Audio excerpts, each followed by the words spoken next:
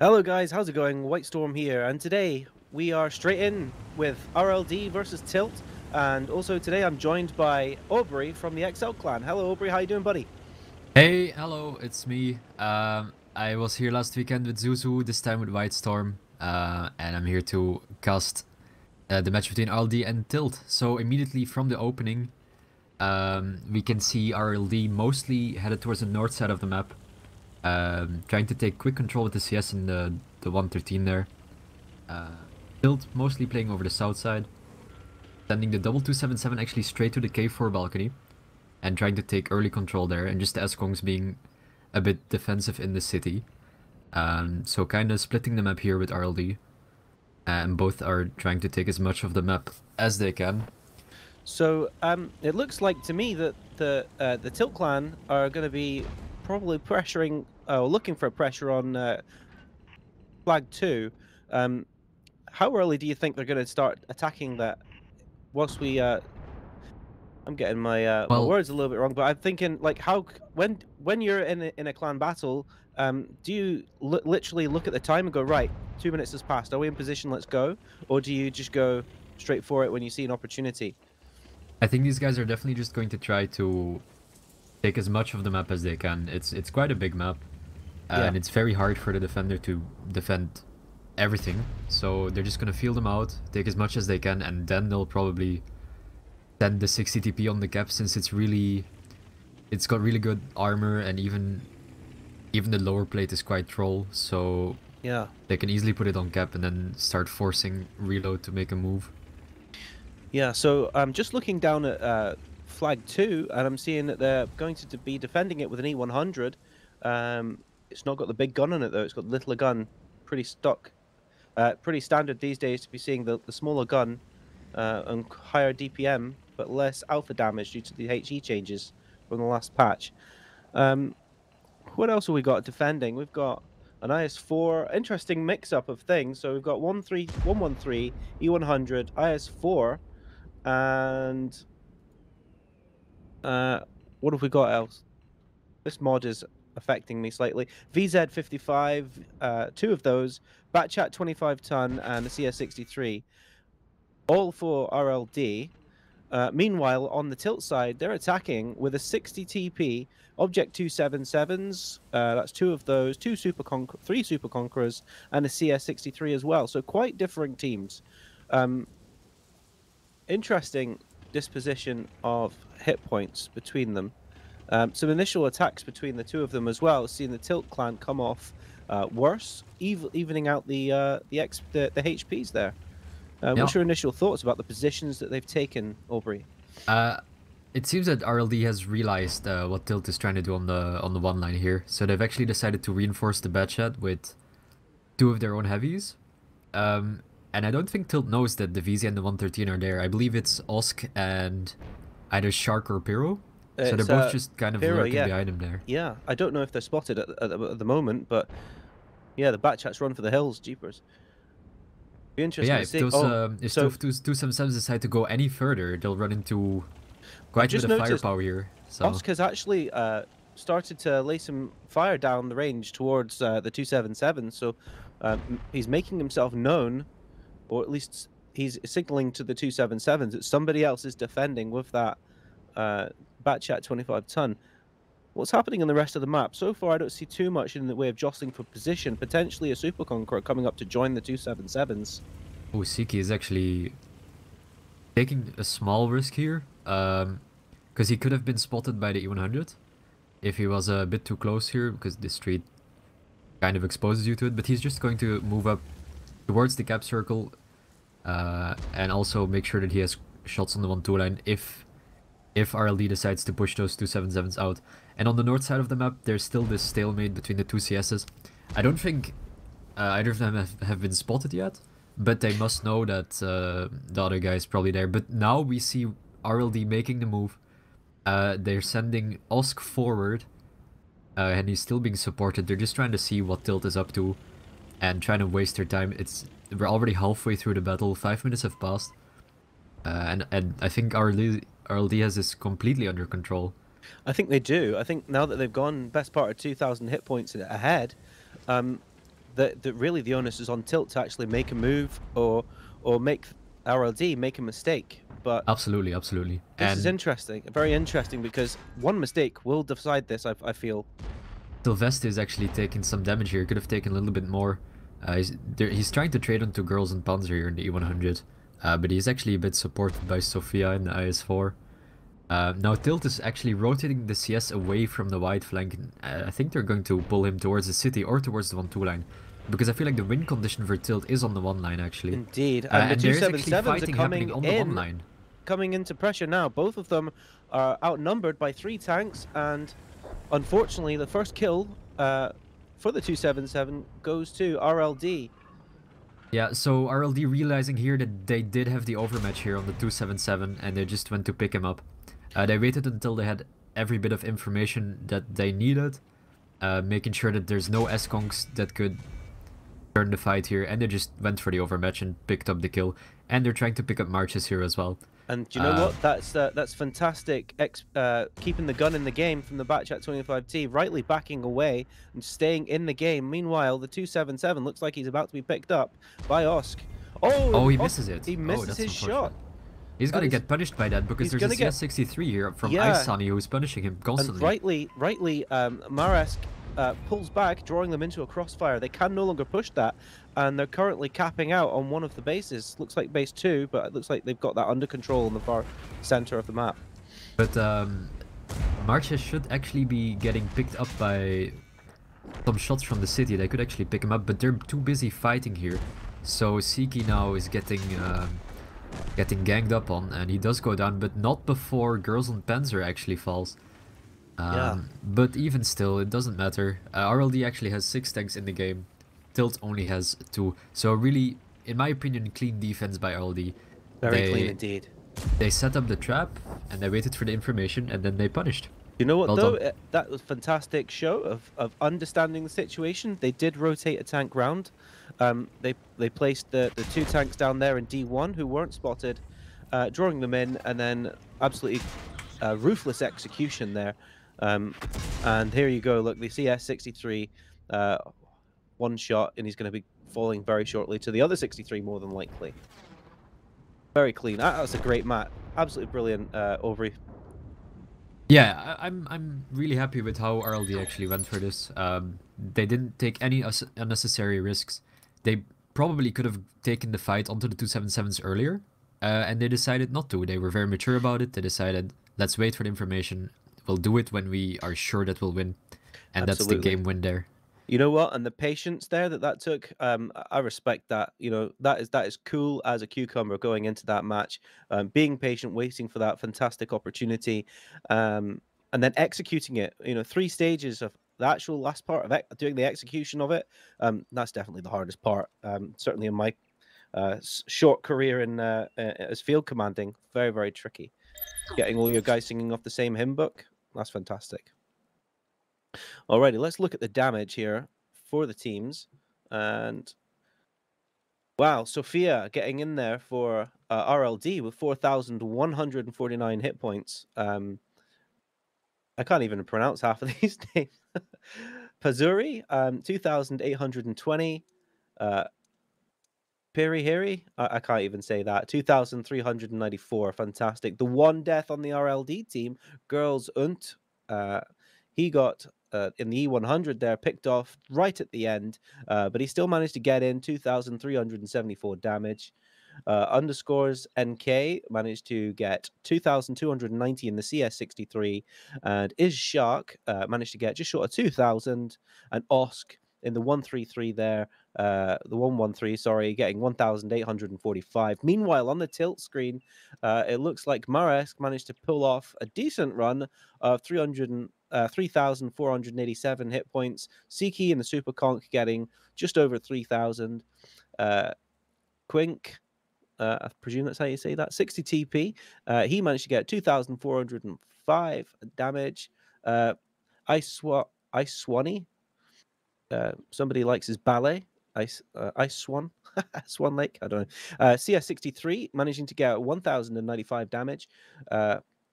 Mahesk. I don't know if that's how you say that. My apologies for butchering your name. Object 277 getting just over 1,000. Sylvester, like, is he chasing Tweety Pie? I don't know. In the Super Conk getting 807 hit points, and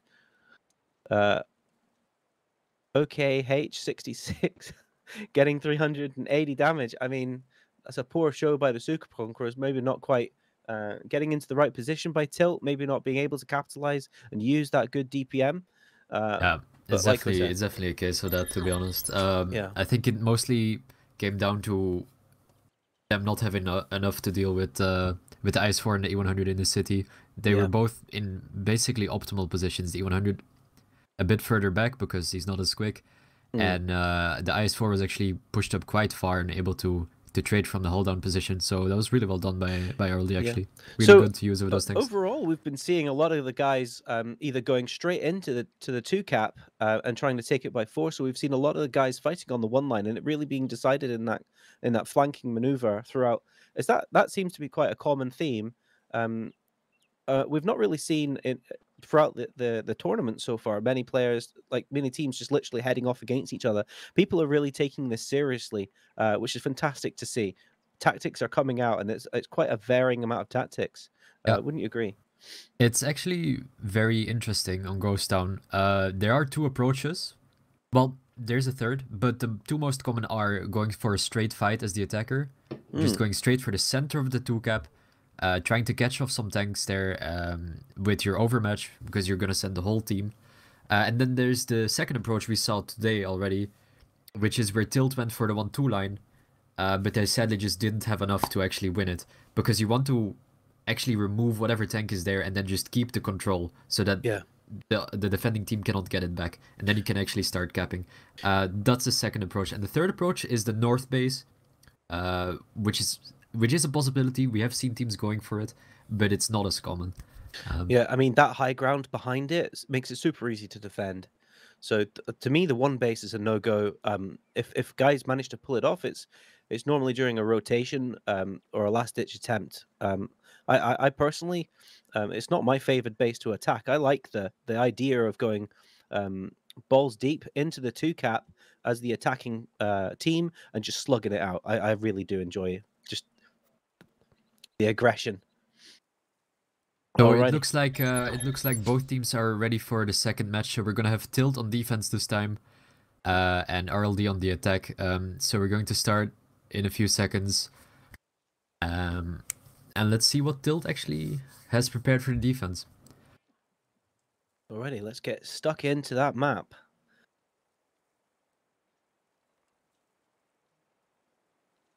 Okay, whilst we wait for it to boot up.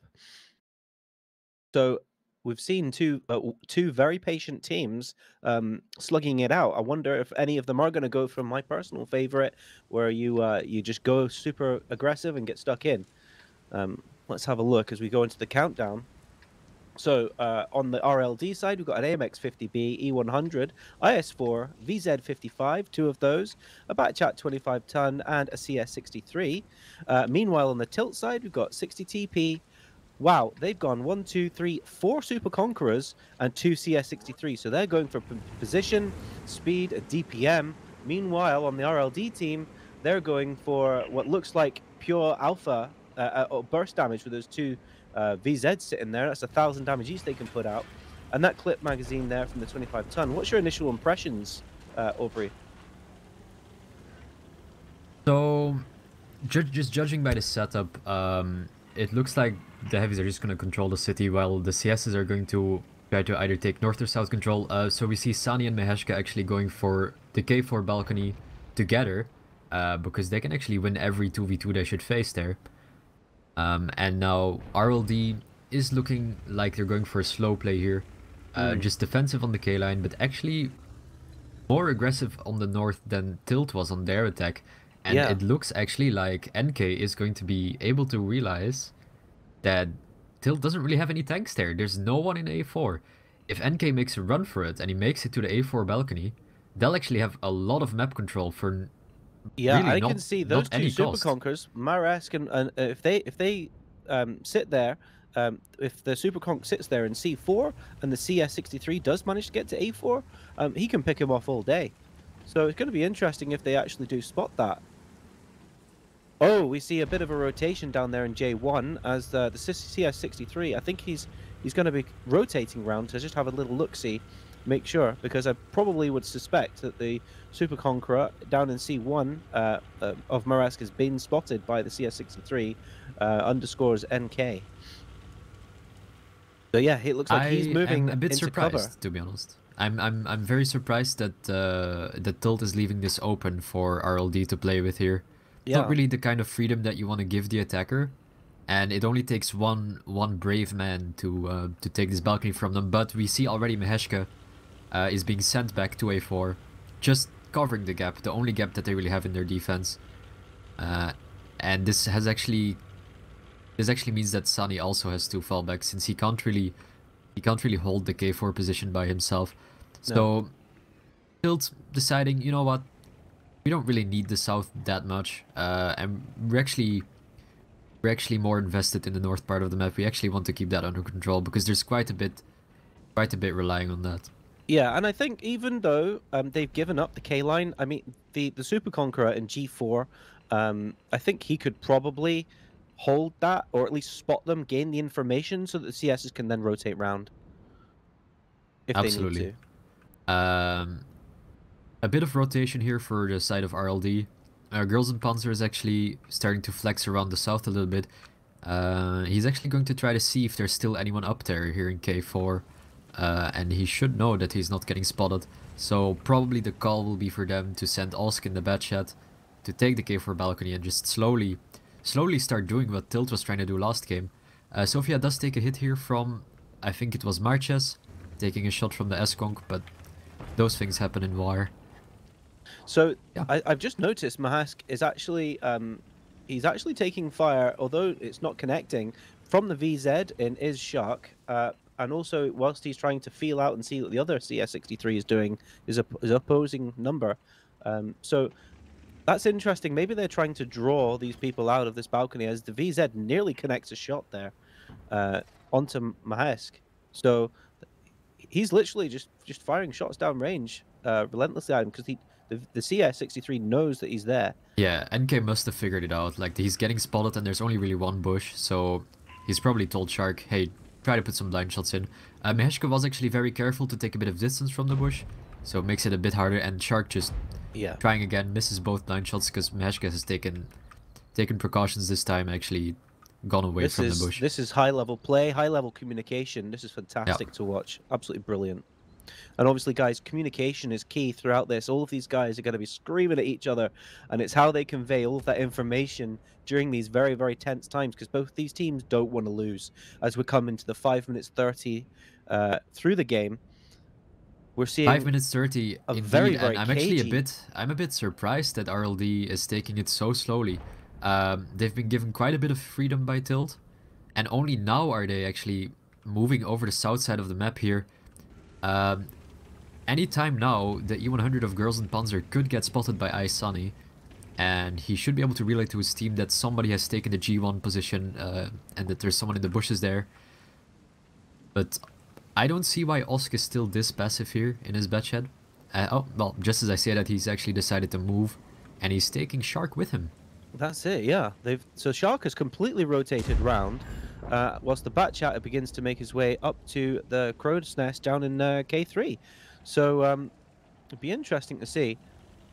Obviously, that Super Conqueror on the Tilt team and Ice Sunny, obviously they're providing Overwatch for that area, so the Bat Chat's going to have to be very careful in his little paper tank. And RLD is actually rotating even more tanks to the south side of the map.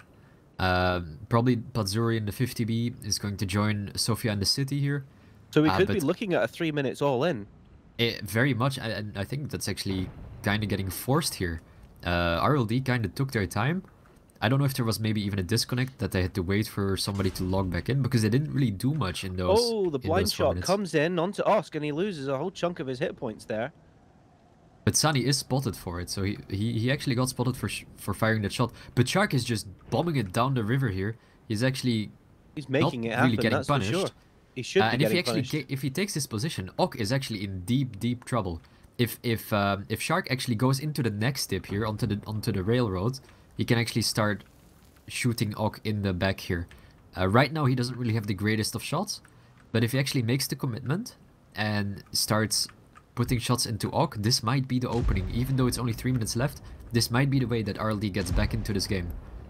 But he's But not Sunny's just committing. running away. He's not committing. He's not going for it. He's a bit And worried. he's let Sunny run away as well. Yeah, so that's great that the CS63 is managing to keep his resources in the game. Maybe that they've realized that the push is coming down the one line. They're going to rotate round to A4 and maybe push that opponent's CS63. As you've seen, so many people are committing into the center of the map. Some trades here are happening in the city right now. A bit of damage going back and forth. But the hit points lead is in favor of Tilt. A couple thousand actually ahead now. Yeah. Which is, they're probably really happy with that. Kunik is going for a bit of a peek here. He's actually trying to get a shot onto Girls and Panzer, but oh, couldn't quite get it, so he's just gonna back off. And just, yeah, 2 minutes, 35 seconds left. And RLD hasn't really made the progress they should have made. Absolutely, and Tilt are doing a great job of just sitting there and nursing through their hit points and just keeping themselves in the game. They don't need to push, they don't need to do anything. It's very much down to RLD to give it a real push and try and get something out of this this fixture. Yeah, and they've just been continuously trading positively, so I don't really see how RLD pulls off the attack here. I think it's just another clean defense on Ghost Town, as we've seen in the past, but still, you gotta be disciplined. And Tilt is doing exactly that. And only now Shark is moving up on the one line. But it's in my opinion, it's too little, too late. Way too late. Yeah, way absolutely. Too late, yeah. So we're into the last time now, and we're starting to see some suicidal tanks. And here comes the push from RLD now. So on the top side of the city now, Sofia, Pazuri, and Oscar are trying to pick up Kunik here and the two S-Kongs. Osk isn't really planning his shots, but now actually is starting to put in the damage. Pazuri actually forced to go for the ramp because otherwise Osk won't have enough damage to picking up. But one of the S-Kongs has already fallen. And this is just... yeah, oh, I don't see this working out. It's I think it's just a clean defense for Tilt. There's just too much HP to deal with. There's no time to capture the base, so... And you know what? They just send the CS63s on a little drive, and you know, it's all over pretty much. As RLD's final hit points are all sitting in the VZ55, and Tilt sitting quite pretty on 6,500 HP, and they just have to sit and chill, and that's it. The game. Alrighty, well done, Tilt, for successfully holding that defense, and just basically waiting them out. What are your initial impressions there whilst I get the battle results up, Aubrey? Honestly, like I said before, Tilt just really disciplined. They did try to go a bit aggressive on the south at the start, but then realized we don't really need to do that. So they just pulled back and went to hold the top side of the map, and they did it pretty much perfectly. And every trade went in Tilt's favor. There wasn't really any instance where someone from Tilt messed up and lost HP for no reason, and that's, if anything, that's the only way RLD were really going to pull off the attack here, and it didn't happen. So well done to Tilt. Yeah, absolutely, Tilt did a fantastic job. Let's just have a look at the damage that they managed to get in. The two Super Conquerors sitting at the top of their team there. Maresk sitting there on 4,318 damage, and just below him. Let's sort this by damage, in fact. We've got the Super Conk Silvestri sitting on 2,853, followed up by the 60 TP doing 2,500 damage. And then finally, Siki has got 2,258. The CS63 in Isani getting just short of 2,000 with 1,917. OK 66, I don't know how to say that. Super Conqueror is sitting pretty on 1,748 damage, and Mahesk in the CS63 1,681. So my initial impressions there, the damage split between the entire team, they've all put a shift in. Only one guy doing a significant amount of damage, so that is fantastic. Sharing the damage, getting their guns into the game. Meanwhile, on the other team, the RLD team, Girls and Panzer in the E100 managing to do a phenomenal 3,600 more or less. Piri in the VZ55, who we were talking about, could have made that push, I believe. Was it him? Or was it Yeah. Shark? I can't remember. Sitting just over 2,000 damage. The Batchat 25 ton in Osk, getting 1,600. Is Shark, managed to get 1,581. Pazuri in the AMX 50, selling himself short with 931. Underscores NK in his CS63, driving around the map lots, getting 776 damage. And Sophia in the IS4, managing to reach a grand total of 741. So that's an interesting split in damage there. You saw that obviously they made that final push. The E100 there really getting stuck in and attempting to really force a win, but the far too disciplined Tilt team holding their nerve. So it looks like we're moving on to the Tundra map. Whilst the teams get ready, we're looking at 2-0, I believe, Aubrey. What do you think? Indeed. It's already the 2-0 scoreline for Tilt. And I believe it's actually their map pick coming up. So yeah. So they beat them at their own game there, I believe. They beat them at their own map 2-0, and now Yeah. Tilt is moving on to their Tundra. Defending now, and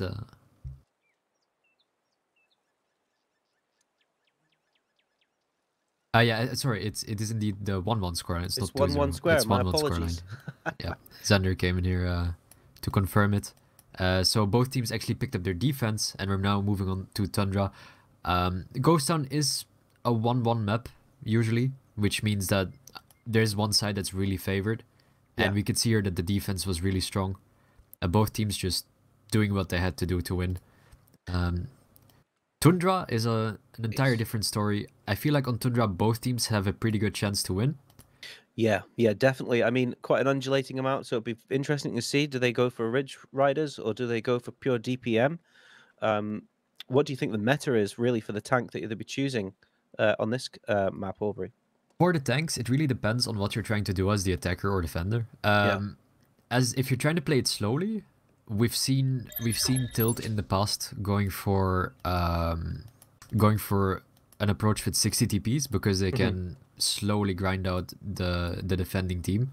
But we're actually going to see it rather soon because we're getting ready to go into the first game with Tilt on defense. And that's fantastic. Let's get the game starting now. As we boot into the screen, I'll be interested to see whether the 60 TP thing is something that they go for, or whether they go for something fast. Alrighty, let's us into the game. Let's have a quick rundown of the tanks. So RLD starting off with Sophia in the IS7, Girls and Panzer has got the Super Conqueror, underscores NK has also got a Super Conqueror. I can't say that. Lav J. Help me out, Aubrey. What's that? I have no idea how to pronounce that. I don't know how to pronounce. We can call him Lava, I guess. Lava, I'm going to say, is in the VZ55. Piri is in the VZ55 as well. Panzuri has got the Batchat 25 ton again, and we've got a second one in Osk coming in with a 25 ton. Meanwhile, on the Tilt side, we've got Isani in the 113, Siki in the 113, Quick and Silvestri in the 60 TP, Maresk, OK, and Mahesk also in 277s. So that to me says all day that they're going to be highly maneuverable with those 277s. They're going to have a lot of DPM. And we're seeing it already, actually. Tilt has decided they don't really want to wait for RLD to come at them. They know that the map is slightly attack favored, and they've decided to take their fate into their own hands, and are now taking rapid control over the south side of the map. They don't really meet anyone here, so they know that that RLD isn't really trying to go for the 2-cap meta here. But RLD is in response taking the north side of the map. Sophia aggressively taking the A4 position here. And taking a bit of crossfire on the 60 DPs. In the A4, A3 position, they're already beginning to set up a crossfire on those two exactly. Those two 60 TPs. So they're going to have a lot of time to start grinding down those 60 TPs hit points, whilst the 277s make their way back round start gaining some more, And or this is start actually a reclaiming really the good map move by control. Sofia. Sofia in his I7 has actually decided to take the next cross as well, because from the position he was originally in, he couldn't really do anything onto the 60 DPs, and Yeah. the only thing that could really happen is he could get shot. But Tilt immediately responding with the repush. Isani and Maheshka in their 277 and 113 have decided they really absolutely have to take the IS-7 out. And they're just going to try to 2-on-1 him, but they don't know yet that help is coming. In the back chat, They and the can already see the VZ55. batch of Osk. Goodness Osk me. has a full clip, bends the first shot onto Maheshka. Maheshka is sure to fall soon. He managed to put one more shot into Sofia, but he just falls immediately after. And That Isani leaves is Isani sure all to follow. isolated by himself, absolutely, and that is a game-deciding event, I reckon. He's actually been permatracked, but meanwhile, on the south side of the map, Tilt has a small advantage. They do have better positions there. Bazura is kind of locked in, so if Ok decides to pressure his advantage, he could actually start trading onto him, maybe with help of Marches. But it's not looking very good for Tilt here. They're just getting pressured everywhere and not really getting anything else in response. This is really looking good for RLD. Even though the HP is quite equal, they've got more tanks in the game. They've got the better positions, and they actually have the ability to start capping soon as well. And I tell you what, I've just watched Panzuri on the RLD team nearly do a backflip there as a 277 attempted to ram him. That was absolutely hilarious to watch it, leaving the Batchat only on 149 hit points. But he's alive, and this means he's going to get his next clip in soon. He's actually... I don't really see how he survived that. I don't know either. That was amazing. But Sofia and Love are now going to just pick up Siki here, who has the only real crossfire position. And yeah, it's looking like an attack win for RLD.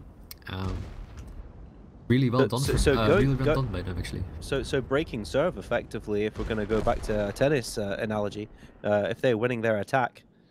That's interesting. They're really going to put on the pressure there by forcing the attack win. So yeah, we move into actually, a 2-1 really scenario good now, and it's going to force a response, I think.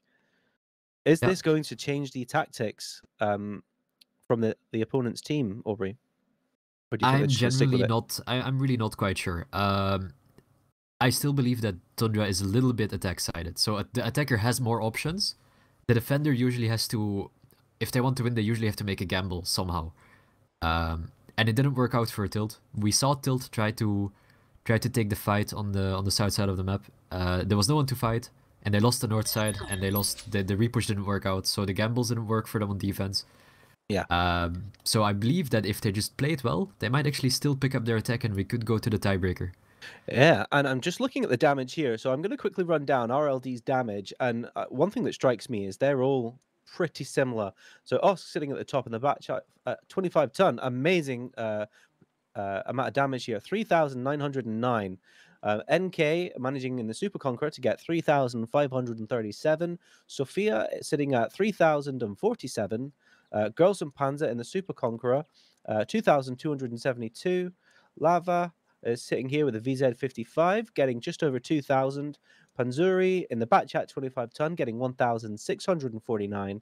And Pieru in the VZ55 getting 1,605. Altogether, very similar damage with 3 players getting just over 3,000 damage. Meanwhile, on the Tilt team, the 60 TP sitting there pretty, nearly 4,560. Unreal game by him or her.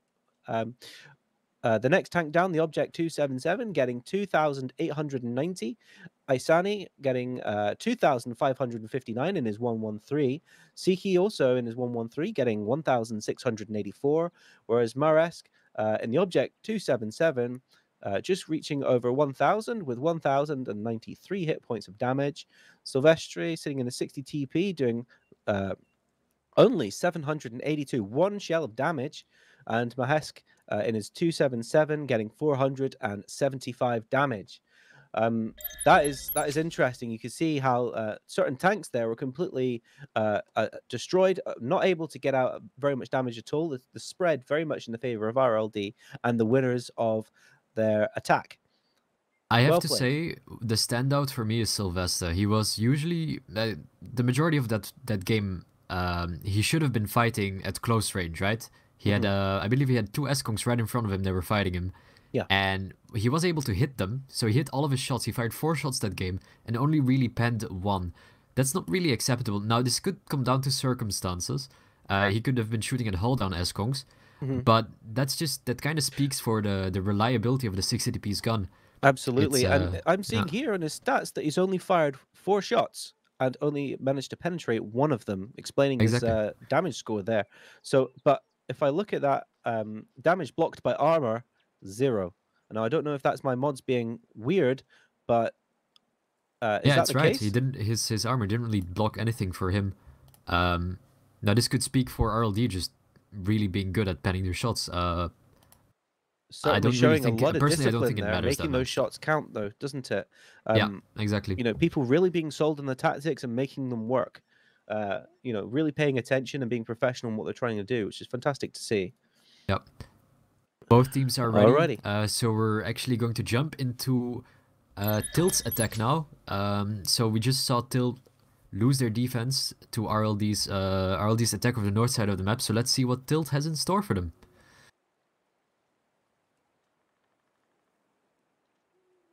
Any second now. Alrighty, let's see what happens here. So, I wonder if they're going to be as aggressive, or if they're gonna, you know, really go for it, or whether they're just gonna take it easy, maybe wait for their play to pan out, maybe get some good positions. In the last game, we saw a mad rush down to get map control on the 2 cap.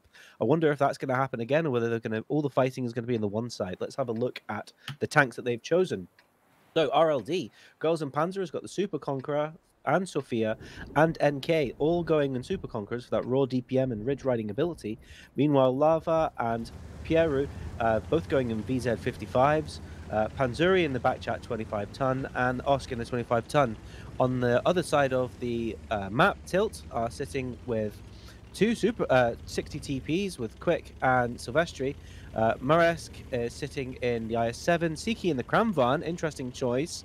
The next one we have 3 Super Conquerors in a row after that, with Icy, a Mahesk, and OK sitting in Super Conquerors for that ridge riding DPM. Okay, we immediately see RLD actually setting up a trap with the Batchets in the K1 corner. Tilt is an experienced team, so they know that double Batchet could mean a trap here, because they're the only tanks that can actually cross to the K1 corner without getting spotted by anything. Not even a CS making it to the spotting location here. So they probably know that the trap is being set up there. But in sort of Tilt style, they're actually taking it quite slow, trying to feel out where RLD is positioned. And yeah, they're just going to use their time to figure out where they should strike. Absolutely, and with that attack being won by the last team, how crucial is this map? Well, it's match point for RLD, so Indeed. Tilt absolutely needs to win this if they want to go to the tiebreaker on Sand River, I believe. Because, yeah, otherwise they're actually out of the tournament. That's it. So I'm seeing the Super Conqueror sitting pretty on the top of the hill there on the 9 line. Meanwhile, the Kramvan is getting into position just below the 1 cap with the 60 TP, probably for protection. Maresk, though, in the IS-7, who's making his way across to the AA5 position, he's lost half of his hit points. That's actually very uncommon, because we actually saw Sophia making this cross in the previous game, and he actually did it quite safely. Yeah. Although, given that there were less tanks shooting at him, that's obviously one reason. But normally, you can actually get a really safe position here on the north side as the attacker. But not really a fan of the double S-Conk on the hill right now. No, and as I say that, Magic is actually leaving it. Yep. I do feel that they're wasted up there. Meanwhile, it looks to me, just from the map positioning on the AB line, AB3, the Super Conks are looking to potentially get a surround on the 60 TP, or they're setting it up for the future, maybe. Keeping themselves in the map and not losing any hit points unnecessarily. I'm a bit worried that Tilt has actually committed these tanks here, and they're now in positions where they can't leave. So RLD knows that these tanks that are here, in the middle and on the north side of the map, they'll have to play here for the rest of the game. Is making in the IS-7 is making a push here towards the lower side of that mound, A3-4. Yep. Maybe he's going to try and challenge one of these guys. Well, He's not even he's looking. He probably doesn't been know he's told there. that he has to try to either find out information or That's him. That's him out of the game. He's tried to win it or something. He's tried to make a play, and he's effectively out of the game now, sitting only on 166 hit points. That was too easy. Meanwhile, yeah. D5, 60 TP in the Crown Van look like they're about to try something. And they're just trying to trade into Sophia, and if they've been doing pretty well actually. Sophia now at 1,000 hit points in his S-Kong because the turret really isn't that great. It does have a weak spot, but Girls and Panzer does pick up the kill on Marches now. This play didn't really work out for them, but they did get some HP back in trades. So it's not that bad. They are a tank down, but they've still got a lot of HP to work with. Absolutely. But interestingly, yeah, like I was about to say, RLD sitting on just short of 1,400 and Tilt are sitting over 1,400, just dropping down now to 13,500. So the hit points are almost identical, even though they're a tank down. And we do see now Aisani moving up to his friend in the 60 TP here. I think that Tilt is trying to crack the map here from the north side. Great shot by Sylvester onto NK. NK is surely going to give one back. He actually doesn't. I think he's probably shot. going to rotate. Girls and Panzer is going to come and join him so that It looks like RLD is actually going for the overpush here, but this could really cost them. Sylvester is going to be taking all of it, but it's all going to come down to Patsuri. He absorbs and the shot. Patsuri gets set on fire. This is crucial. He's not going to be able to hit his shots very well now, but he's still hitting all of them. And Sylvester is going to fall very shortly, but the HP trade has actually been not that bad for Tilt here. Both teams and again, about we're seeing, hit a points. cross map. Oh, so was the bat chat? Do you think he was actually carrying a fire extinguisher? Because he's still in the game. I'm surprised. He might have had a firefighting directive, but Tilt right now, they've traded some HP back on that north play, but they've also realized that if they stay here until the north fight is over, they're not actually going to be able to win the game anymore. They really need to pick up Osk and Pyro here, but they're actually really well protected now because of the crossfire. The HP is still really close, but the tanks are heavily in RLD's favor. They've just got more guns, RLD. Now we've got 2 guns remaining in Siki and Mahesk. It's looking like it's all over as soon as that Crown Van clips out. Osk, sorry, picks up Ok in the S-Kong, and it's looking like this match is done and dusted. It's gonna be a 3-1 scoreline for RLD unless Maheshka picks up, well, literally everyone. There's a couple of one-shots. I believe there's 4 one-shots if he has some decent RNG, but I believe it's over for him. Patsuri here has a full clip loaded. As he finally gets the kill on that patch. And it's done. Tilt is eliminated from the tournament. With 3,000 hit points remaining. RLD picks up both sides on Tundra. Well done to them, really. Yeah, absolutely. And that, to me, a dodgy push on the north side, and it was all over in both games, it felt for me. I really liked what Tilt used to do in the past, taking it slow with 60 TPs, but maybe they've played that against these guys before in previous tournaments, and they've decided, you know what, let's do something else. Let's go a bit more S-Conk oriented, and it didn't work out for them. So yeah, that's very unfortunate. But yeah, two decently strong teams here, actually, in my opinion, and I'd say the stronger team is actually getting knocked out today. I'm probably with you for sure. Let's go through the damage here for the win for RLD. Sitting pretty at the top, NK with his Super Conqueror having 3,857 damage. Piri in his VZ 55 getting 3,447. Panzuri in his Batchat 25 ton. Sitting there on 3,244. Girls and Panzer in his Super Conqueror sitting there on 2,813, getting 3 kills as well. Well played. Lava sitting there in his VZ 55 on 2,787. Osk, unfortunately getting wiped out in this back chat on 1,581, dying on the bridge, I believe. Sophia sitting in his Super Conqueror, he died as well, only getting 781 damage. Meanwhile, on the other side of the enemy team here, the Tilt team, unfortunately losing this match, and Aisani in his Super Conqueror getting 2,855. Siki in his Crown Van, only managing to get out 2 clips, maybe 2,581. okay, sitting there in his Super Conqueror, 2,353. Mahesk in his Super Conqueror, 2,298. Quick in a 60 TP, 1,603. Sylvester in a 60 TP, 1,602. Very similar scores there. Jeepers, 1 hit point difference. And Maresk for the Tilt team, finally coming in his IS-7, making that very aggressive push, 484 damage. The damage spread speaks volumes for sure. All of the RLD team, very similar scores except for Sophia at the bottom there, Yeah. all putting in a shift. Meanwhile, the damage spread just. I don't know if maybe they're not putting in their connecting their shots. Is it the tactics? What do you reckon, Aubrey? Honestly, I think what went wrong for Tilt here is that Marches kind of got destroyed on the cross, and he took so much damage trying to get to that position. He knows he has to get there somehow, some way, but the damage he took meant that that side of the map became weak for them, and this Yeah, allowed RLD to just group up with just get the Batchet in there, and even yeah. though Pazuri got set on fire, he still managed to eliminate Unload. Sylvester really Yeah, quickly. So yeah, and he was full send on that magazine. I bet you he was literally panicking when he got set on fire, wondering if he would make it out of that engagement alive, and he did. yeah, so yeah, another good response by RLD. They found the Absolutely. weak spot, and Tilt was not able to make a cross map play.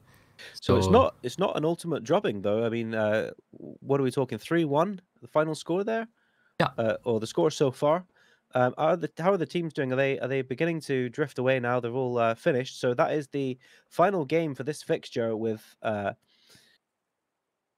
RLD taking the win and progressing on to the next portion. Are we on to the finals yet? Where are we at? we're going Quarterfinals. to the semifinals. We're So going right to the now, semifinals. Jeepers yeah, so creepers. this means RLD is actually into the semifinals now, and they'll be waiting for their next opponent, which is either going to be Autumn Mortis or Prism, and those will play, I believe, tomorrow, but I'm not sure, not quite sure yet.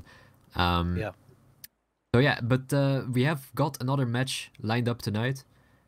We've got the other reloading clan. It's reloading but with more ease, facing off against a team that we've seen multiple times already in this tournament, TENTS, the German team. Yeah. So we'll be back with that later. Two very strong teams for sure to be getting through to Indeed, this they've part made it of this far the as well. So competition. Um, so I think for the final as well, I think we're going to be happy to say that we've got an announcement to make. We have very potentially got some giveaways, but we're working on it. So stay tuned and make sure that you tune in for the final to see who wins. Um, Meanwhile, I want to just quickly mention that this is WoTi League. You can find us on wotileague.com. All the rules that the competition is governed by are published and there to be seen. You can download it in a PDF from the website at wotileague.com. Also, you can see how your team is doing, where they're positioned in the standings, how they've managed to get through. You'll see links to our social media. Also on wotileague.com, and you'll see it published on the Facebook community there, Woti International. So do take your time if you can to have a look and see some of the things that are going on within the community. Any final things to say, Aubrey? not really. Now I think we've seen a really close match here. I think Tundra could have gone either way. Both teams kind of went blow for blow there, and RLD came out ahead. Um, Absolutely. but I think we could go for a short 5 minute break here until the next match starts, and that will be TENTS versus Reloading with more ease. So see you Excellent. guys then.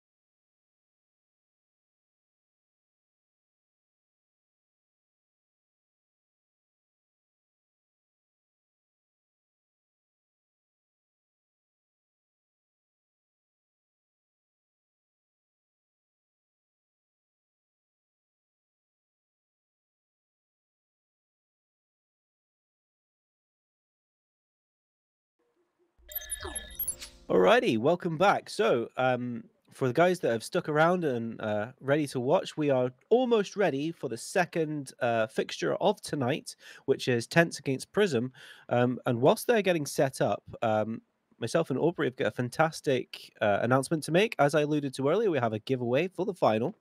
Uh, Aubrey, what do you think it will be this time? So I've actually heard, I don't really know, but I've heard that there's a tier 8 premium tank up for grabs. And some premium days on your premium Ah, account as well. So that's going to be good. At least we've got something to give somebody, some lucky winner. So for the final, if you want to go to or a chance at winning this, make sure you're watching.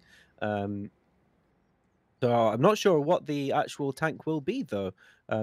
Maybe Xander in the background will actually let us know nearer the time. But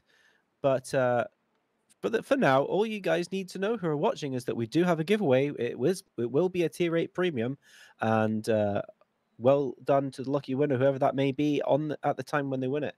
Anyway, let's have a look, see if the teams are ready. It looks like they're beginning to trickle in now. So both teams have chosen Mannerheim line. Aubrey, what do you think is going to happen here? that's very interesting. I think that's a first even for this tournament. Well, I've said before in a previous stream that I don't really like Mannerheim line Hmm. personally. But we did see some interesting games then, so maybe I'm just wrong, and we'll actually see some really interesting stuff here. I have high expectations from TENTS. They Yeah, obviously beat my team in the group stage, and they played pretty solidly. So I really think that they're the favorites here. And then RLD. Obviously, we've seen the RLD main clan before. This is now the RLD second clan. And yeah, they've got quite the task ahead of them. But well, maybe they're better at this map than TENTS is. absolutely. So I personally like to attack the one flag at the top when I'm attacking here. I don't like the two cap down at the bottom. I just feel like it's too open. So maybe we'll see some plays to the north. Maybe I'm completely wrong and people are easily able to attack the two cap. How would you approach this?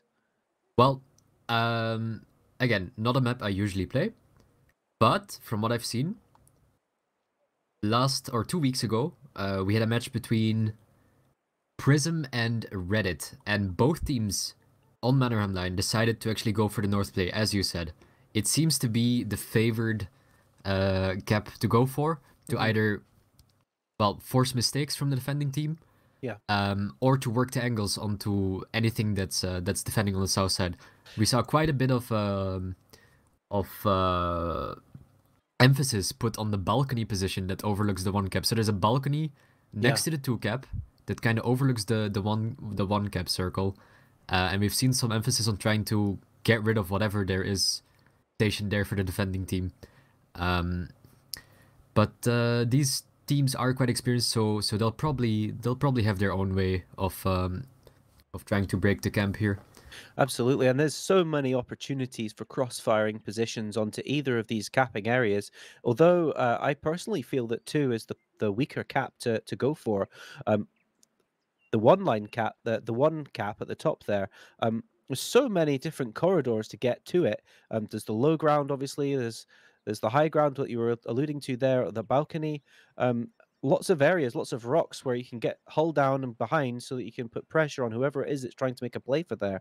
So, do For you sure, actually, think? because Reddit in their match against Prison had Mhm. zero issues actually getting to the one gap, It's just um, keeping it, isn't it? and they had so much HP that they could actually afford to have one of their IS4s basically make a shield for the second one, and that's how they actually decided to put pressure onto Prism. Then they Shielded cap. actually it was actually successful as well. They made a cap Yeah, shield, they got the HP lead that they wanted. The only problem they had is that they weren't able to close out the game. yeah. Um, so it's quite a time intensive map as well. There's a lot of rotations that Hmm. have to happen. You have to wait for the cap circle. You should expect that your cap is going to get reset a couple of times because there's always that element of RNG and there's a limited amount of HE shells. Yeah. Um, so time is definitely going to be a factor. We saw in multiple games on Mannerheim line that that the time ran out, simply. Yeah. So that's very interesting. Time critical map, lots of crossfires. This could be a very exciting, and obviously we're going to be seeing because both teams have selected this. We're going to see attack defense on the same map, which some people might not enjoy because it's the same map, and obviously as this story unfolds, we're going to be seeing a lot of guys attempting their same strategy. Are they going to have multiple strategies for the same map? Is what I'm kind of trying to work my way towards. I Um, feel like, and especially for RLD, since they'll be attacking on the second game. Sorry, mhm. they'll be defending on the second game, and then they'll be defending again on the third game. So Yeah. they'll have two defenses back to back. Now, whether they could always pick the same tanks and run a different strategy, Mhm. but they'll have to do a mix up somehow. They'll have to throw tents off one way or another. I Yeah. really don't think you can do the same strategy back to back. Interesting. So the teams are now ready, and we're going to begin the countdown to get into this map. So whilst they are about to load in, and whilst the battle screen loads up, I mean, who do you think's really got an advantage? The team that defends second, or the team that defends first? Oh, I think it's the team that defends first. If you manage to pull off a successful camp, you do get that little bit of mental edge as well. It's Yeah. really frustrating for the attacking team to not be able to break a camp, Yeah. even though you know it's really not your fault. But it looks like we're good to go. Alrighty, so let's read out the tanks and see who's playing what. In the TENTS team, I'm not going to read all the names this time because that took a bit of time. So this particular time, we're going to go for IS-4, Crown Van, Super Conqueror, CS-63, STRV 103B, interesting choice, and the T100 Light, all for the TENTS team. Meanwhile, on the Prism side, they've got an IS-7, two IS-7s, two Super Conquerors, two VZ55s, and a Batchat 25-ton. Very interesting choices there. Oh yeah, the STRV is a standout here, and we can already see Hero in the STRV going straight for the hill position. Absolutely. Um, he's got a lot of camo on that tank. Probably has the camo field mods as well, and RLD going for the south side. So this two cap that we both agreed is not really a viable option. And they're both Um, going th- straight for it. That is they're both being crazy. straightforward, and TENTS actually should know what's happening because they have Lemmy Sandros in the Mhm. CS63, who is Yeah, actually spotting the north cross. He has perfect vision on A6. He knows exactly what's happening there. There's not a single heavy tank in the game with enough camo to make it across. So TENTS has to know that this is a south play. So really good vision absolutely. from The them CS actually. must have seen as well. I mean, the Batchat for the Prism team sitting there at A8 is doing absolutely nothing. He's out of the game. The CS63 for the TENTS team is sitting on the one cap at E4 doing absolutely nothing. So everybody knows by now that everything is happening around the two line. And how important is it going to be for that Crown Van and the two Super Conquerors in their hold down positions? Oh, the They're going to be able damage. to hold that all day. The damage has already come in. Panther first in his VZ already hemorrhaging 1600 HP there and not really getting anything in return. And these tanks are locked now. If they want to leave, they have to take damage. This is absolutely terrible for RLD. And I don't even think they know what's actually in the back there. I don't think Fluffy Lines and Curry hashtag have been spotted at all. This is looking really good for TENTS and really bad for RLD. Definitely. Definitely. And Okay, Alexandros, interestingly in the T100, hasn't really decided to move, and he's actually just looking in the direction of the heavy tanks. He's actually peeking now to get a shot in. one thing I just want to say real quick is I think I have actually set up my uh, casting mod wrong. I've actually got Prism on the right hand side there. Unfortunately, I'm actually seeing something slightly different, and it's my apologies if I've mentioned them already. It is in fact TENTS against RLD, Yeah. their second clan. I've just noticed I've made an absolute error there, but not to worry, because I've got the colors the right way around, so I can actually cast this. But that is, yeah, I don't know how they're going to break out of this. Oh, a little Without bit the, of timing there though. yeah, So what happened here is Lemmy in the CS63 decided to leave, and just as he left, the Batchat of Kawai and Joey and his IS-7 have decided to cross. So yeah, TENTS they've got doesn't no actually know that idea. this happened, Yeah, but I don't really think it matters. I don't think it's going to cause any difference unless they kill the CS63, kill the STRV, and the 100 doesn't go anywhere near them. Yeah. They And, have... oh, Alexander's now heading a bit north. And he's actually... Well, he might see the IS-7. I think he will see him. He sees him now. That's almost for certain. And he's just going to dive into the river here. He doesn't really have to take any risks. So they've seen the IS-7 take position there, but it's not really going to do anything. And as long as they keep vision on the 1 cap, I don't see any way for RLD to get into the game. They'd have to get some amazing cross shots in somehow, but I just don't see it happening.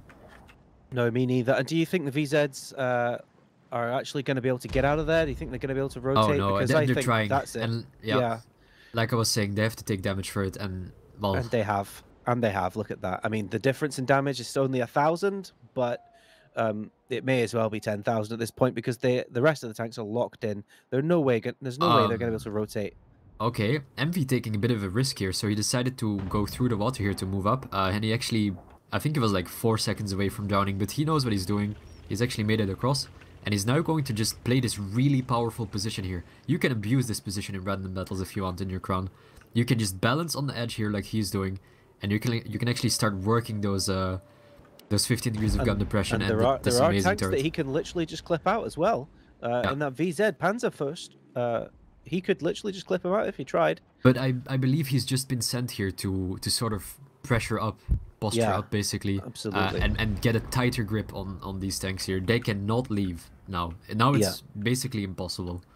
The only tank that has been able to leave was the VZ of Fico Hacker, and he's just rotating north now. Not really sure what he's trying to achieve, but I'm sure we'll find out soon. Absolutely, and with basically almost half of their team locked in, I mean, the guys at the top, really, they have to just do something. Oh, and I believe, did Alexandra spot Fico on the cross? Because Fico's decided to stop crossing now, but actually he decided to peek up, so I believe he's not spotted yet. Alexandros has a really good bush here in the T100. Yeah. He won't see much more than staying in the dip, but yeah, this is basically as aggressive as it gets. And now Joey is trying to make his way onto the cap circle. Not sure if he's going to continue. And that is a cap. He's actually moving off the cap. He's moving off the cap. He's going closer. I was expecting him to do that just to draw some attention and get the pressure off these guys at the bottom here. But yeah, that's not going to happen at all. But he's actually forced Alexandros out of his position, because if Alexandros stayed there, he could have been spotted by Joey. And Alexandros decided to leave, and he took some damage for it. So certainly now it's a possibility for RLD to start capping on the 1 circle. And maybe TENTS will actually respond with this repush on the K-line, which they could go for now. And they're making a play on the Crown Van now. Doing it. Superconk is trying. They're down at the bottom here. So Deus, Fluffy Lions, and Curry are moving up to MV now. That timing, though, just as they jump into the cap, they start making a pressure down on the H8, J8 area. Yeah, they know what's up. They know what's up, and they realize that if they make this play now, they will almost guaranteed win the game. Fluffy Lions has to be really careful that he doesn't drown, but I thought he was going to drown there. It was close. It was close. But Pantherfuss does get picked up here, and Cower is probably going to get focused out next. He's only a couple shots away from dying here. And on the north side of the map, RLD is just sending the Batchat into the fight, chasing Alexandros away. But I'm just a bit worried that these 2 heavies on the cap are just not really doing anything. And they will just surely get reset. Lemmy is on the flank. He's going to have reset angles very soon. Absolutely. The CS is just going to get round the other side and create a crossfire. That's all if he gets on with it, that is. But yeah, he'll get there. I mean, yeah, 25 seconds for him to achieve that. All he needs is 1 reset, whilst the heavy tanks come around, get rid of that Batjet, and get in position to make the final play. So, actually, really good rotation by TENTS. Not over yet, though. We got 10 seconds left. Is he going to get the reset? He has to. He has to get that reset. He has 2 chances. He actually misses the first. Come on now, Lemmy. Oh, he gets the reset. That was remaining. Way too close. Holy smokes. That would have been quite the upset. That would have been a right steal. Well done, TENTS, for actually achieving that. They made it hard, though. Yeah. And we've got a Super Conqueror lying around somewhere that they're all going to have to hunt down if they want to end this game in a timely manner. Indeed. Although I don't really think it will matter, since if all of the if both teams win both of their defenses, Yeah. then there will not be a fastest attack, and then I believe it's by either damage or kills. So the defending team here of TENTS needs to be careful that they don't give N73 too much damage here for trying to close out the game, because this could, in a rare circumstance, this could decide who gets the tiebreaker. Inadvertently, this could decide who wins the match if it goes with serve, and both teams, you know, kind of hold serve and defend. But I don't think we're going to see too much of an issue. And TENTS and doesn't seem game closed out. Doesn't seem to be too worried. So okay, good solid defense by TENTS and a really good K-line rotation to pick up those 3 tanks there that they basically locked with really clever positioning from MV. Absolutely. So well done to them. Absolutely, that was brilliant to watch, and my goodness, I have my heart in my throat when that CS missed his first shot. That was way too close. Oh my goodness. Right, let's look at the damage here. So I'm just waiting for the damage to come up on the screen for you guys to see. There we go. All right, we're ready for that. So TENTS, I'm going to go on the left-hand side here. The Kronvan coming in, as expected, a very high damage score there, 4,854. Curry hashtag in a super comp getting 3,818. The IS4 down below with 3,144. Hero 867 in the TENTS team in his STRV, putting in a good shift at 2,017 damage and 2 kills to his name. Fluffy Lion in a Super Conqueror at 1,986. Alexander sitting there in the T100 Light, getting 897 damage. And Lemmy sitting there in CS, who I believe he was the guy that really got our pulses going there, getting 694 damage. Meanwhile, on the enemy side, the RLD team, N7 getting in his Super Conqueror getting 3,109 damage. Call Me Doctor in his IS7 getting 1,500. The next Super Conqueror below 1,218. The Batchat 715 points. Panzer First in his VZ getting 522. Fico Hacker getting 478 in his VZ 55. And for the final with Joey Hamlet in his IS7 getting 433 damage. I mean, that shows quite a picture there of the spread. That fatal play where they went, both of them, against what we were saying, Aubrey, going for the 2-cap to begin with and getting locked down. Have a look at the team, see what they're doing. So yeah, so as expected, they went for the 1-cap, but they tried to go for the 2-cap, and the only reason they went for the 1-cap is because they had to, because the 2-cap was locked down, and as expected, they couldn't break out, they couldn't run away without getting damaged. So it's interesting because now both teams have seen how they're potentially going to attack and defend. It'll be interesting to see if they've got more than one tactic for this map. And let me quickly change to RLD. I'd love to be a fly on the wall for both of these teams, just knowing what they're thinking and how they're discussing the rest of the match. Like you said, there's probably some sort of mind games going on. There always is. Yeah. Oh,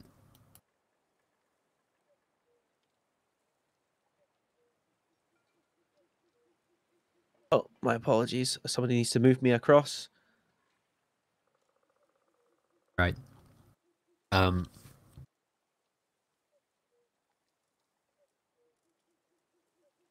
Yep, that's fine. That is the case. Okay. And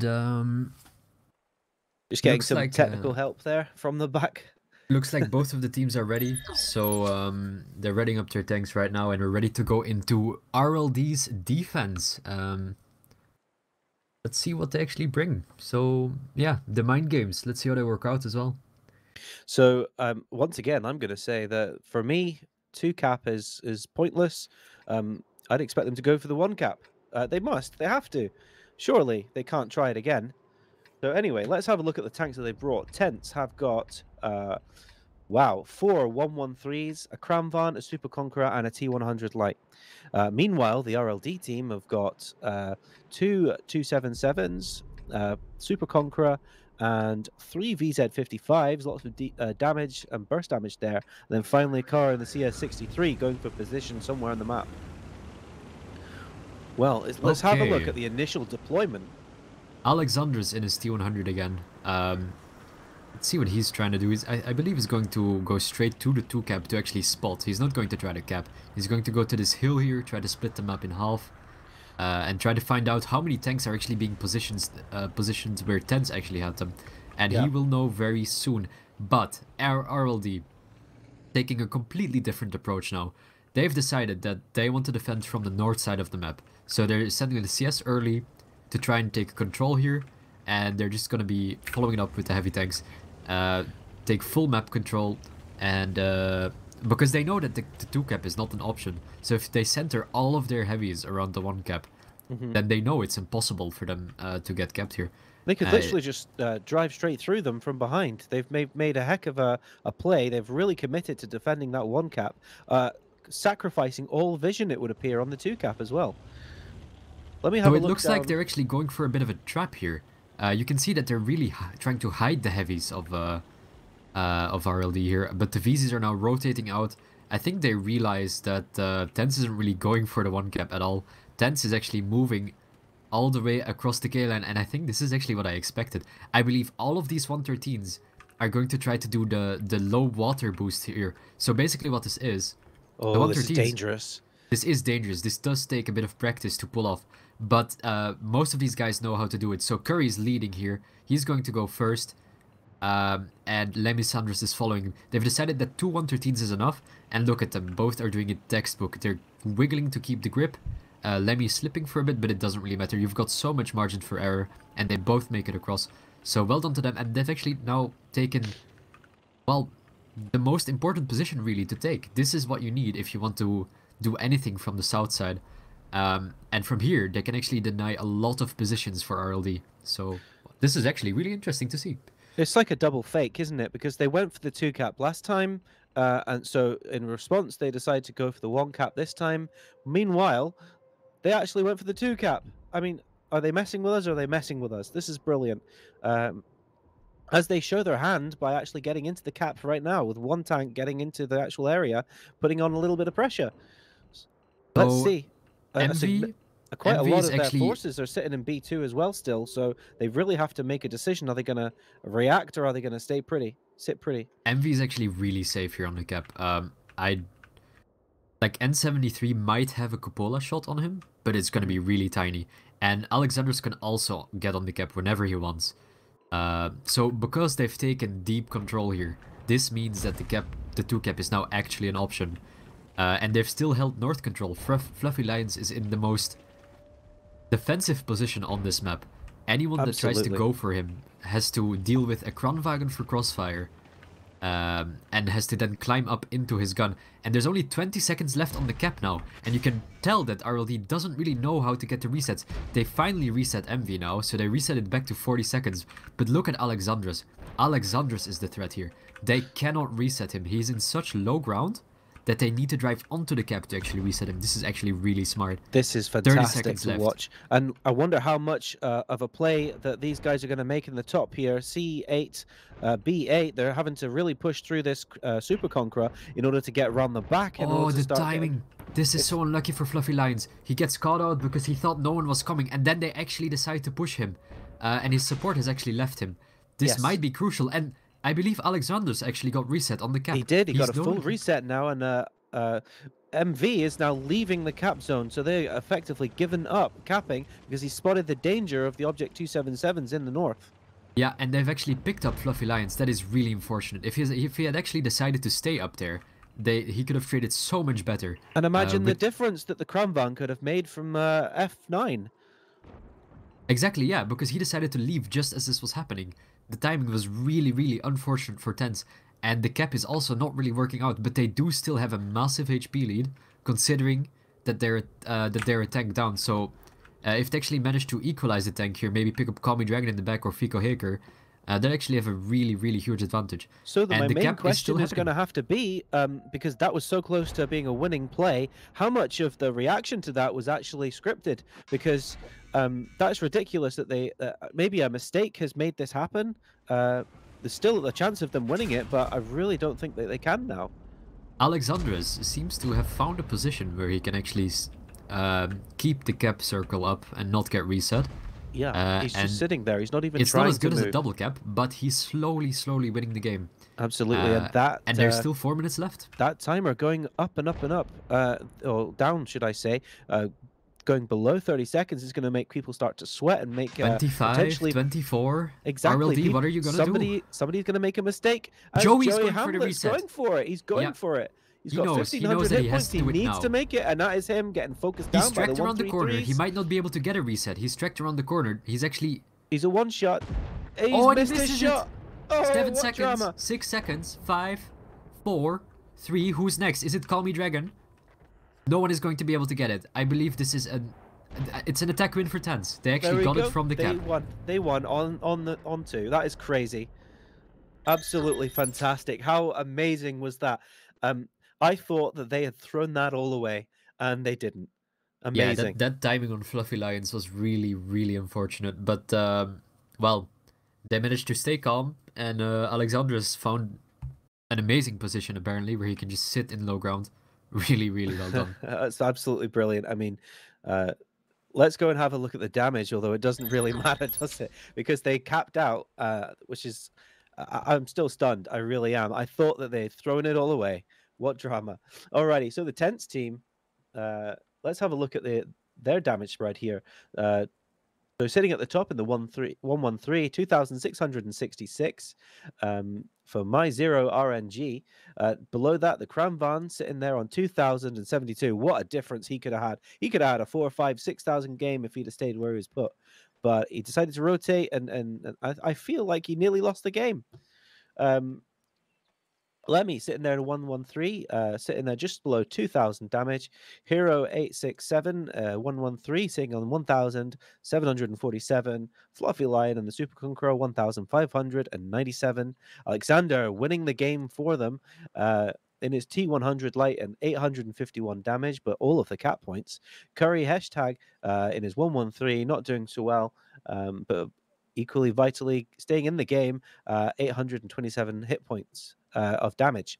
Meanwhile, on the RLD team, who I really thought they'd managed to clinch it there, the CS63 sitting at the top on 3,166. Bulk Power sitting in the 277 on 2,411 hit points. Joey making that amazing play, but not quite pulling it off in the Object 277, getting 1,572 hit points.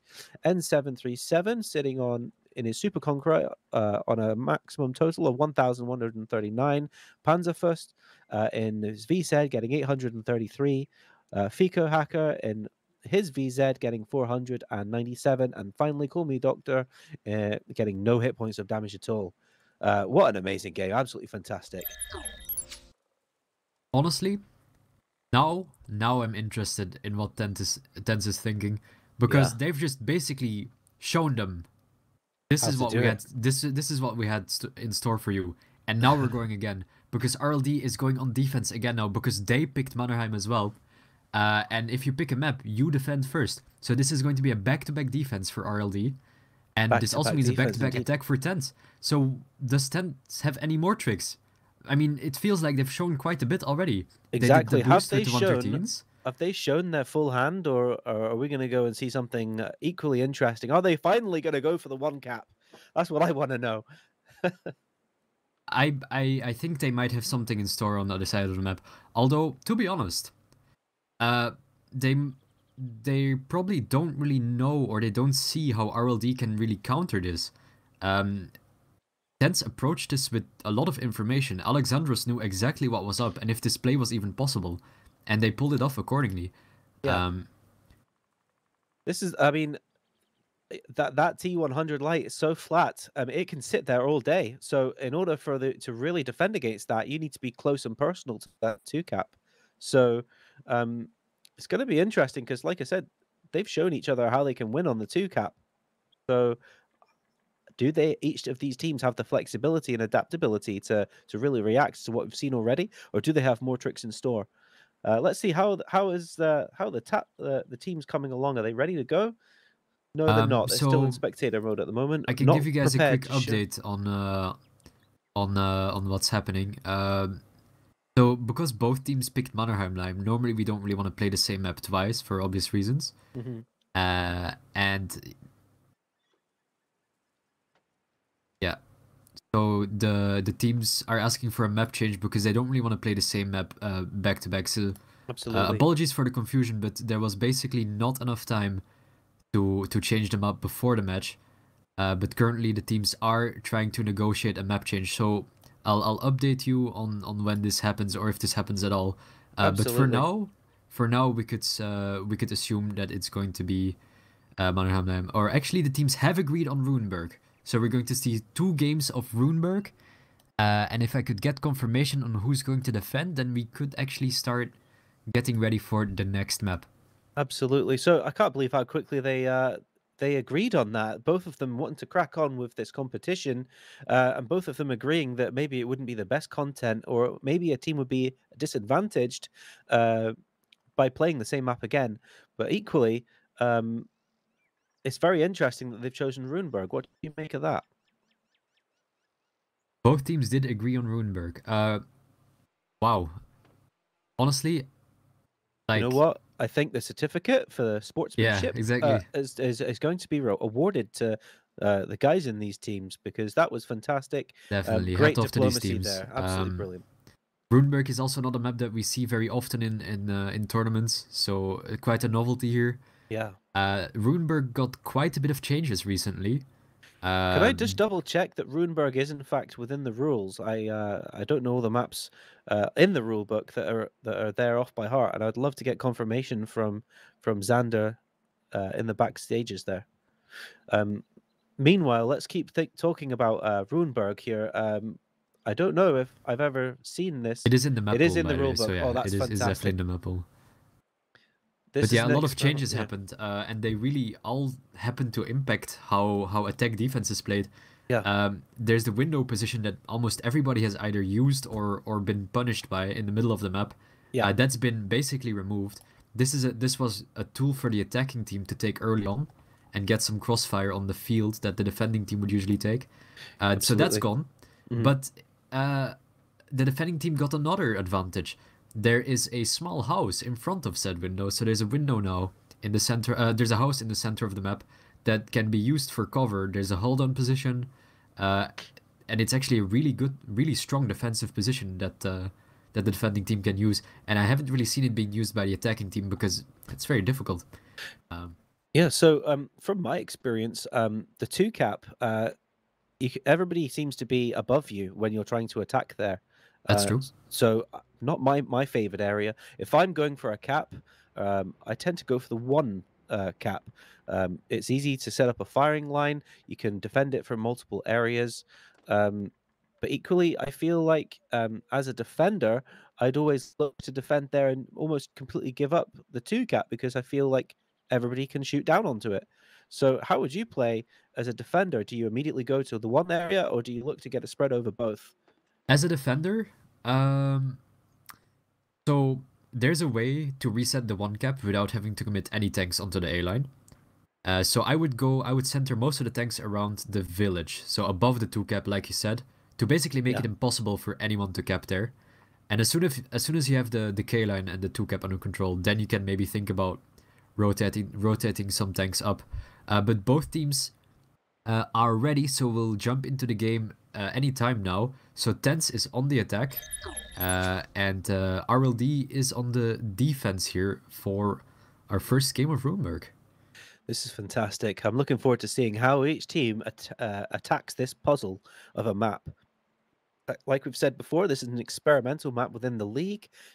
We don't know if it's going to stay in the league. We don't know if teams are really going to enjoy it, but looks like we're about to go in and see how these teams tackle it. So let's bring up the game. Here we go, straight in. Fantastic. Okay. So let's have a look at who's playing what. Tents have brought with them 1, 2, 3, 4 113s, 2 bat chats, and a T100 light. Meanwhile, on the other side of the map, RLD have got an IS-7, an Object 277, a Super Conqueror, 3 VZ55s, and a CS63. So very interesting.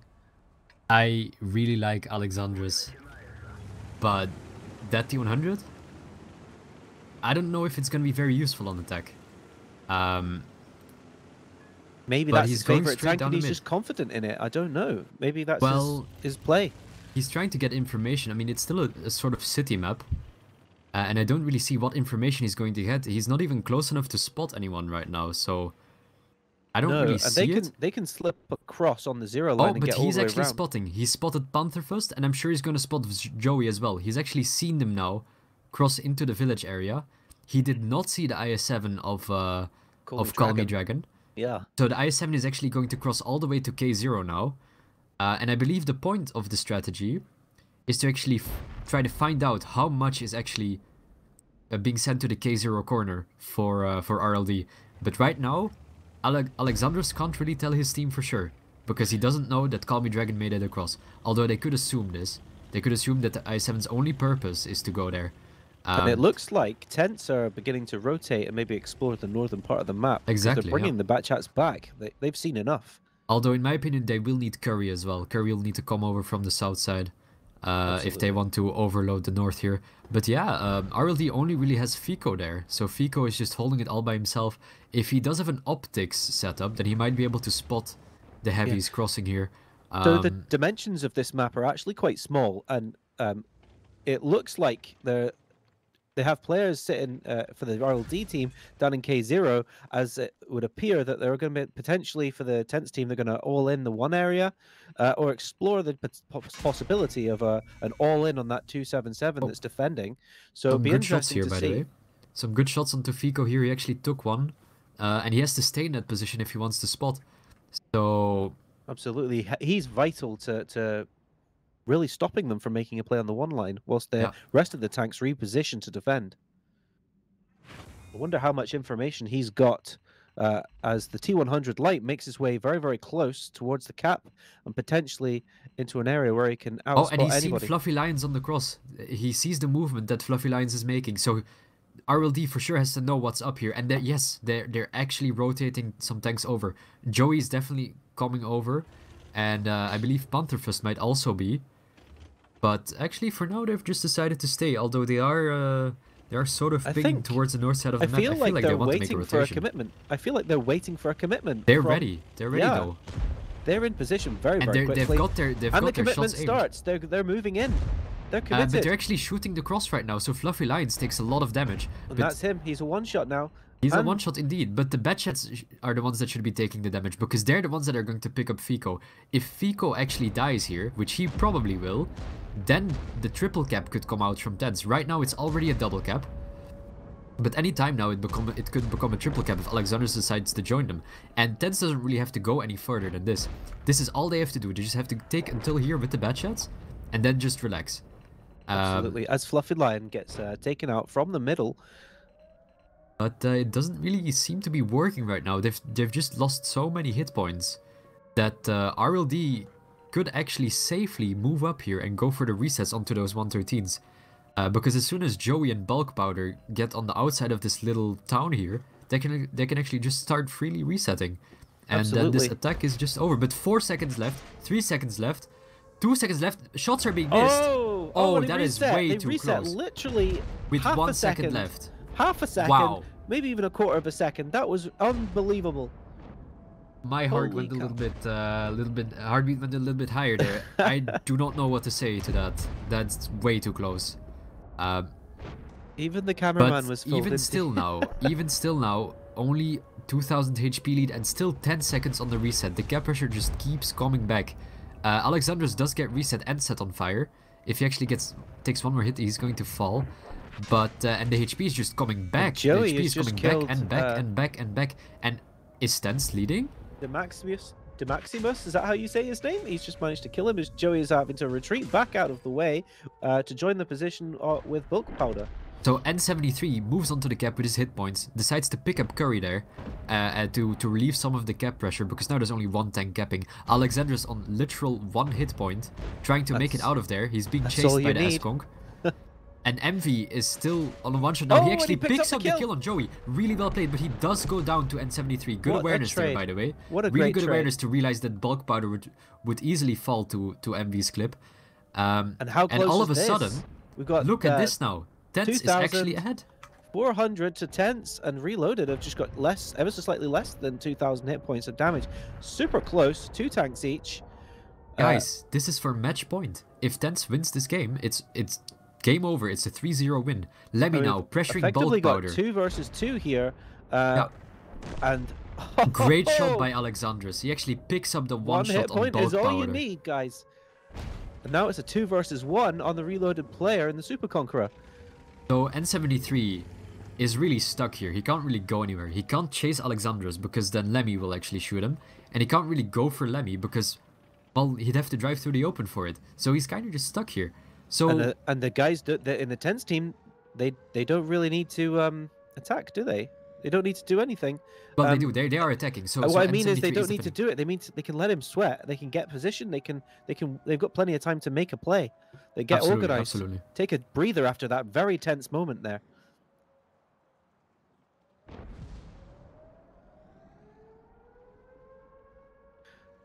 Yeah, apologies for the sound effect, guys.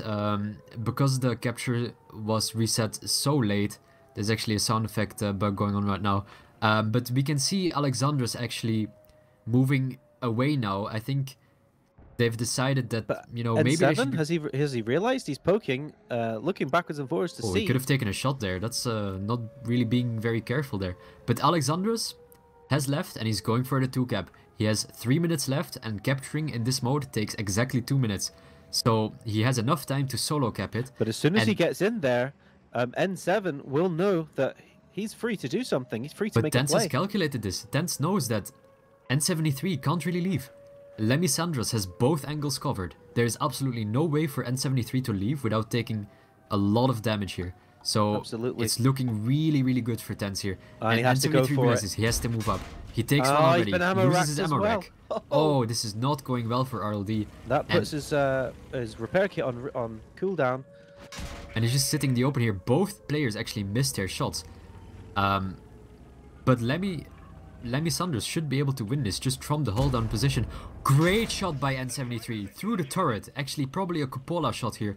And with a little bit more RNG, he's actually going to pick up the kill on Lemmy Sanders. If he gets a slight higher roll, he will actually pick up the kill, and then he does still have enough time to make it back to the base to reset.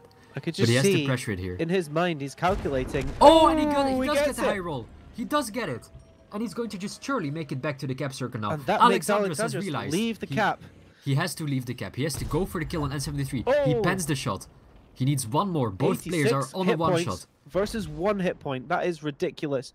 This is going to be... And it's all over. 1 HP on Alexandros was all he needed. All he needed indeed. What a game. That was... And that is the 3-0 victory for TENTS. I cannot believe it. I cannot believe it. 3-0 victory for TENTS. Alexander, outrageous. And that cap, literally less than half a second. It didn't get a chance to tick over. I'm speechless. That was absolutely fantastic. We had 2 absolutely crazy close games here. Both times TENTS on the attack, just almost capping and barely capping. Wow, absolutely ridiculous. Yeah. I mean, the standard of play from these teams, phenomenal. Both of them playing at a really high standard. But one team outthinking the other, maybe? Would it be safe to say that? Oh, possibly. For sure. I believe TENTS was ahead on strategy here. Yeah. Anyway, let's have a quick look at the scores on the doors. So starting on the left-hand side of my screen, we've got the TENTS team. The Batchat 25 ton getting 3,529 damage with 2 kills. Lemmy in the 113 getting 3,401 damage. Hero 867 in the 113 getting 3,121.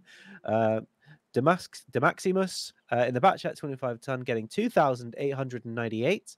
Curry hashtag getting 2,562. Alexandros, player of the game, I reckon, in his T100, and that final kill in 1,639 damage. And Fluffy Lions in the 113 getting 0 damage for the TENTS team. Meanwhile, on the other side of the map, Bulk Powder in his VZ55 getting 4,188. N7 in his unlucky Super Conqueror there getting just short of 4,000 damage and 3 decent kills. So close to winning the game for his team there. Call Me Doctor in the IS7 getting 2,044 damage. Core in his CS63 putting in a shift with 1,786. Joey making decent damage with 1,310 and getting a kill. Pico Hacker in his Object 277 getting just over 1,000 damage. And Panther First getting 907 damage in his VZ.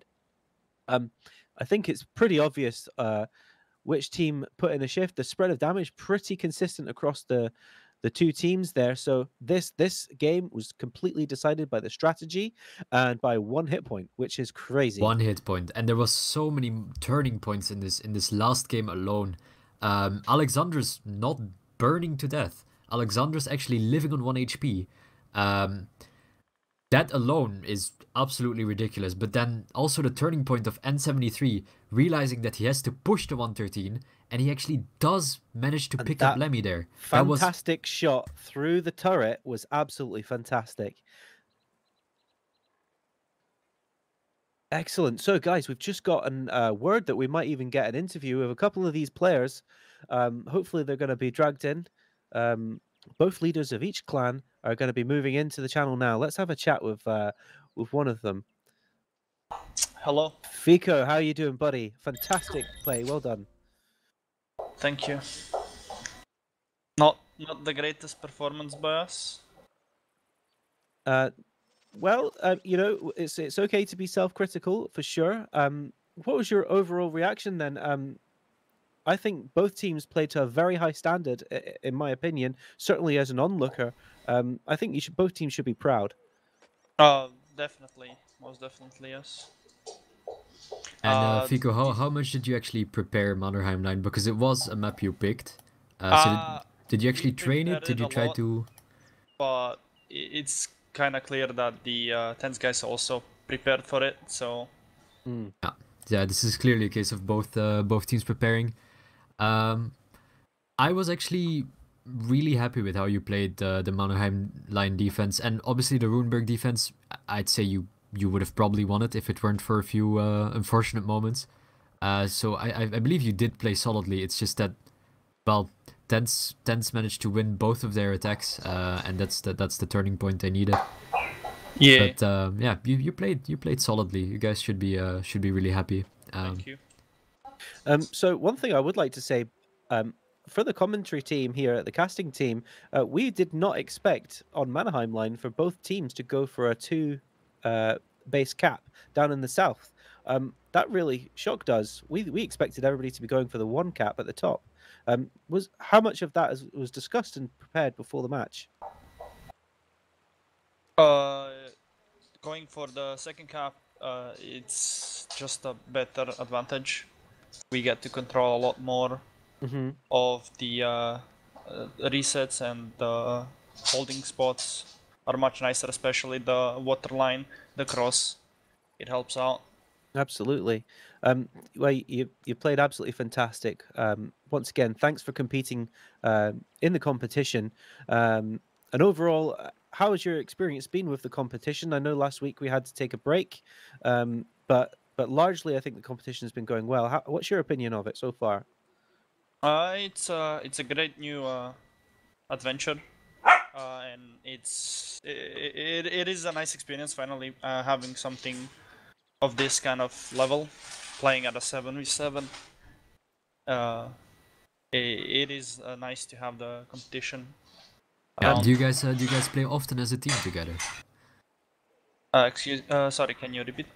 Does your RLD team play together often, or just was this a one-off occasion?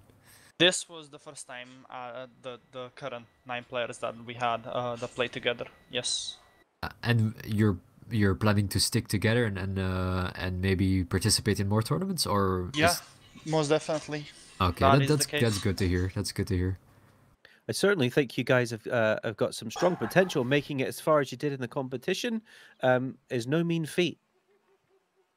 Yeah, actually, a lot of big names kind of dropped out early, so you can definitely be happy with the result you got. Thank you very much.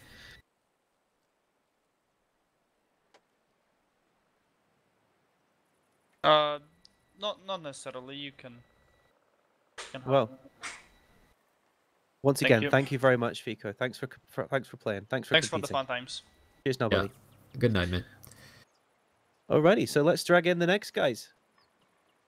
Hello. Hello, how's it going, everybody? How you doing? MV, welcome. Hero, welcome. Fantastic game there, guys. Absolutely brilliant. Thank you for competing in the tournament. You guys have been outstanding. Very, very high standard from both the teams there. What are your initial reactions? It was just a really great, exciting game. Some close calls all the time. Absolutely. Yeah. Absolutely. And that last match, that was unbelievable. 1 hit point remaining. I mean, holy cow, that was something to definitely talk about there. How close? I mean, you guys must have been screaming at each other and sweating and going through all the emotions. How are you feeling? Oh, not really. We were kind of calm, to be honest. But oh, Mr. Cool. The S-Conk had some extremely high rolls, like 488 and 410 on Lemi. So he got killed. Oh yeah, but that high roll at the end there on the 277. I mean, you must have been panicking with Alexander, wondering if he could pull it off. Yes. Alex is a like he had the good guy line there to work with, so it wasn't really that worrying. Yeah, but imagine if he'd have burned out there. I mean, 1 hit point remaining, guys. But it was closer than expected, but didn't win. So I'm actually quite curious about your Mannerheim attack because quite a few things went actually wrong there. Like Alexander's got reset at some point, even though it looked like he was greedy. Yeah, he was peeking. Okay. It looked like he was in a safe position. And left the position. So it was planned that he could sit safe there, I see. Yeah, he could, but he was greedy.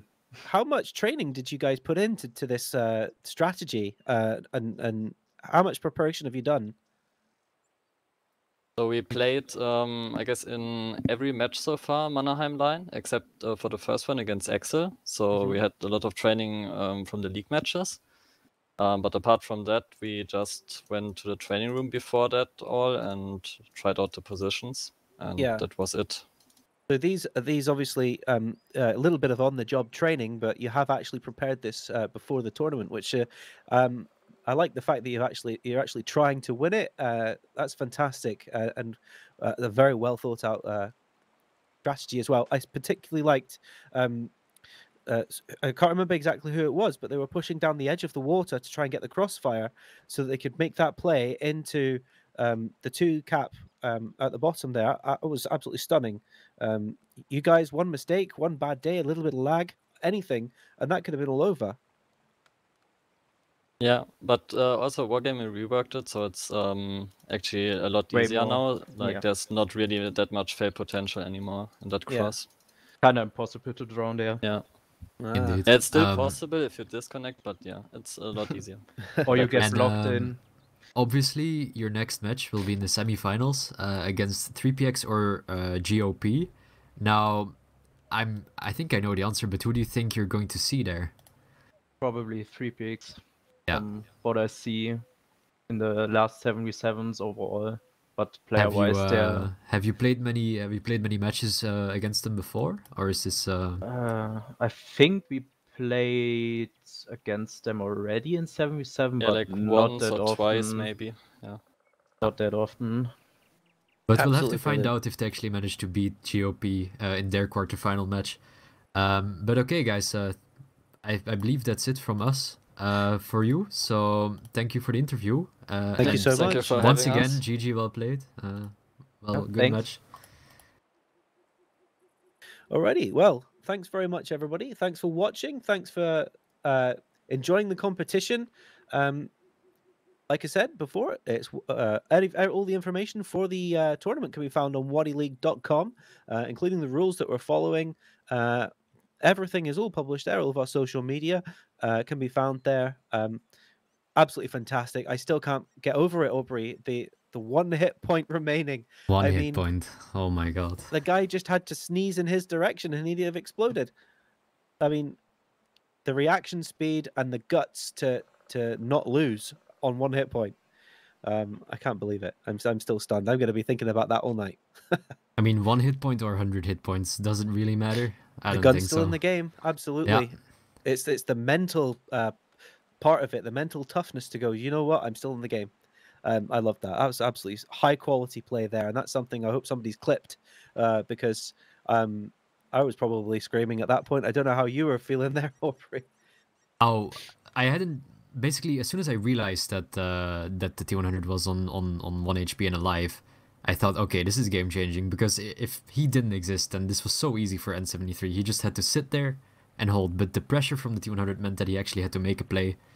And he actually almost pulled it off. Like, we wouldn't have had this if he didn't live. So yeah, an amazingly absolutely. close match. Oh, that's so far for me. I don't know about anybody else, and obviously it's down to your own opinions. But that is the game of the season so far. Yeah, definitely agree. First So ever many close season games here of WoTi League. That was brilliant, and I feel like people are going to be talking about that for a little while to come.